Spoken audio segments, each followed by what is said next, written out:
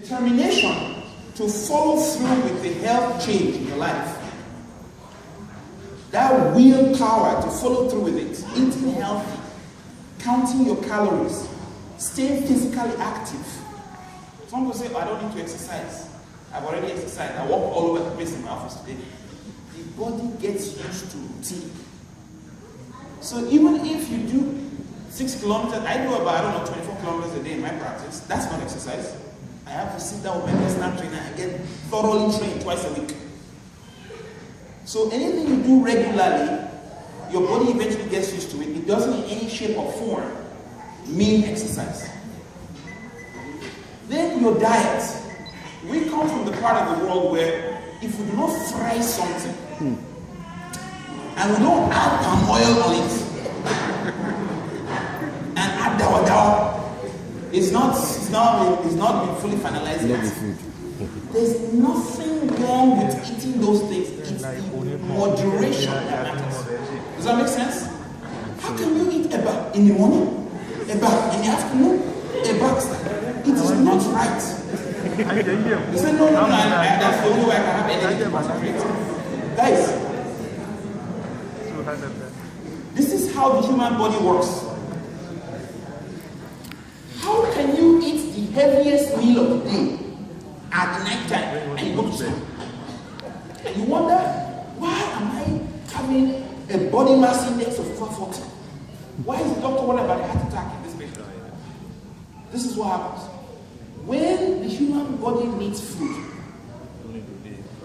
you supply the body food. The body takes what it wants. You know what the body does with the rest? It stores it for rainy day. And how does the body store things? First of all, it takes the sugar, converts it to glycogen, keeps it in the liver. After less than 3 hours, the glycogen store begins to convert to fat.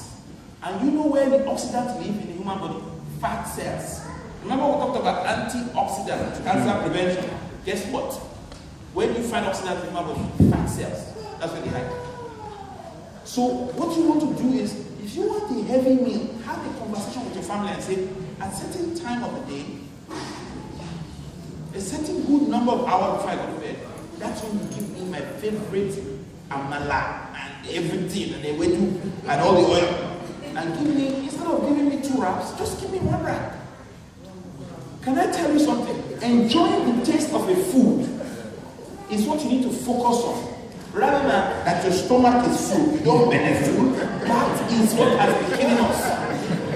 You don't have to eat until you feel the wrong attention. Like I think you're getting tired. So, what do you?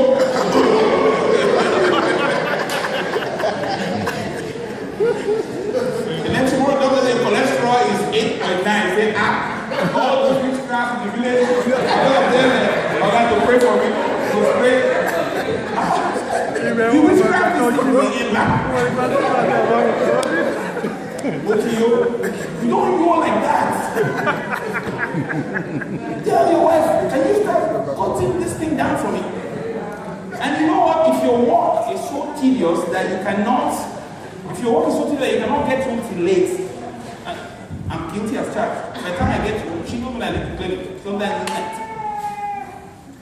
You conserve what you eat and you try and do things that burn off a little bit of that extra that you stored, either that night or the next morning. You see how you balance the equation? The next morning, if you go to Costco, buy a treadmill, keep the tax receipt, go to your doctor and say, I just bought a treadmill for my personal health. Can I have a letter to that effect? Attach it to your receipt, get it back wherever you can. If you have third insurance plan, Great West Life, Sun Life, and all that, Blue Cross doesn't do that. You can claim it back. If the doctor said he prescribes it to reduce your belly, truncal obesity, you will get your money back. I do it all the time with my patients. I kid you not. All the time. In fact, some of them come and say they need orthopedic bed, and I know they don't need it. Does that make sense? So it's important for you to look at very little things. And that's why I said the wellness movement is an action plan. And don't expect it to come from the doctor. It starts in your home. Charity begins where? At home. In your house. You do one day, just call the yale, say, can you take me through all these things we're eating? In fact, you can even ask your doctor to send you to a dietitian consult. It's called Living Well Program. Do you know how much Alberta Healthcare put aside for every one of you for your yearly Living Well Program? $500 a year. How many people using the calorie? Less than 1%. You know the only people who send them? Diabetics, hypertensives, people who just have heart attack. Because the specialists will say, send them to Living Well Program. Some of you are hearing about that for the first time. They will sit down with you, look at your diet, look at what you're doing. You tell them, this is my goal. I want to reduce this. And they will help you with that good plan. In Eagles Med, we have wellness program, we have weight reduction program of different kinds, and we walk people through that process. Like I said, I have reached a point in my career where I am no longer going to sit to wait for disease to eat people. I want to be on the preventing side. It's cheaper, it's less stressful, everybody's happier. Alright? What is the meaning of making an appointment with yourself? I'm going to just quickly, because time is yes, I'm going to start winding down here.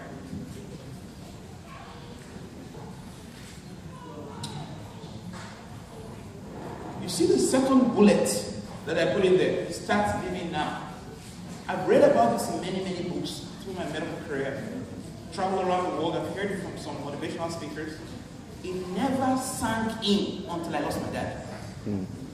I tell you how that came to me. My dad is a very industrious guy. When you ask him, Daddy, when are you going to start doing all these things they're talking about? You know what he tells you? When I retire. Okay, Daddy, when you retire. When are you going to do it? Oh, when I retire. Okay, you have this business when I retire. And guess what? He retired. 3 months later, he came to visit me in Calgary. 6 months after that, he got cancer of the brain. And 2 years later, he died. 6 months into cancer, he couldn't recognize me. And then I sat down and I started remembering, when does life actually start? Is it when you retire? Okay, let's take it a little bit further. Let's do simple arithmetic here. The average life expectancy of an African man. How many of us know what the life expectancy of an African man or woman is? 42. Thank you. But let's say you are the elite of Africa. You're very informed. Let's take it to what happens when you're an elite. An African elite, okay, it's 75. But you can actually, that's the average. Some people will live up to 120, some people will go a little sooner. But let's just take the average of 75, that's when you're fully healthy, you can run any distance you want, you can eat any lap of amala you want to eat, you can do anything you want to do, 75. After that, you start feeling the pinch here and there, okay? If you sleep 8 hours a day, what is the percentage of the day that you just slept away? 25% of your day is gone. Did you know that? So if you live for 75 years, you have slept for 25 years of your life. You were not aware what is happening on this planet. You were sleeping. Snoring away for 25 years. To get a successful career that can put food on the table, make you a mentor to your children and to your family. I don't care what trade you do, whether it's medicine or carpentry or whatever, or nursing. To make a mark in that field, where you're an authority in that field, it takes you minimum of 25 years. Researchers have proven that. Check how long it took to go to school. You went to university, you had to get the job, get the experience. They say experience is not good enough. You upgraded. About 25. And some of you even emigrated to Canada. And you start all over again. So by the time I add, some of you say you are 30 to get to where you're going to right now. You know, people are calling you Oga. It took you 30 years to be that Oga that you are now, right? So 25 years is gone.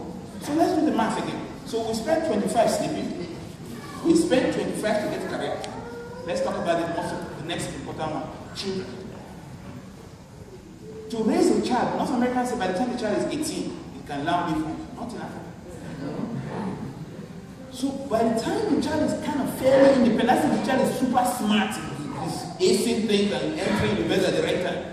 About age 25, that's when you can now take your filler off and say, I don't try. That's all right. So let's do the mathematics. So you have 75% of high quality of life. You use 25 to sleep, 25 to raise children, 25 to get your career. How much is left? Zero. So why are you waiting to leave later? When do you start to leave? Now. People wait for cancer to tell them when they start living. That's what they're scared of cancer, because cancer But your leaders here are very, very nice to you. They brought somebody to talk to you about starting now. Enjoy life now.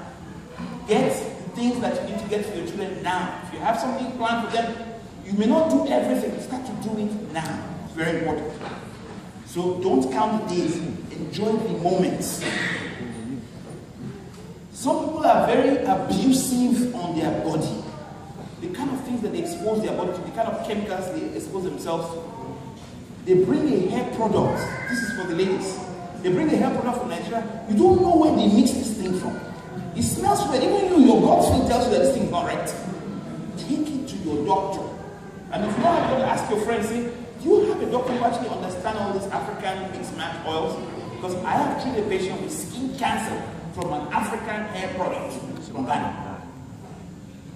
Right? Some of these chemicals, they cause those mutation injuries that you saw on one of my earlier slides. My advice to you is do not treat your body anyhow. It is the only house you have here. Health is wealth. Okay? To summarize, cancer is an unruly cell. How many of you don't have children that were unruly at some point in their lives? I have sometimes my children don't want to listen. It is a normal behavior of life to be unruly. But the problem with the cancer cell is that you cannot correct it. When it has gone very unruly, it has to be killed and knocked off. Does that make sense? Yeah, that's right. So early detection is the way forward for cancer. And with this, I will now sit down and take questions from you. I hope that we have learned one, if you can only remember one or two things from this talk, you have really, really helped me achieve the reason I came here. Thank you. Thank you very much.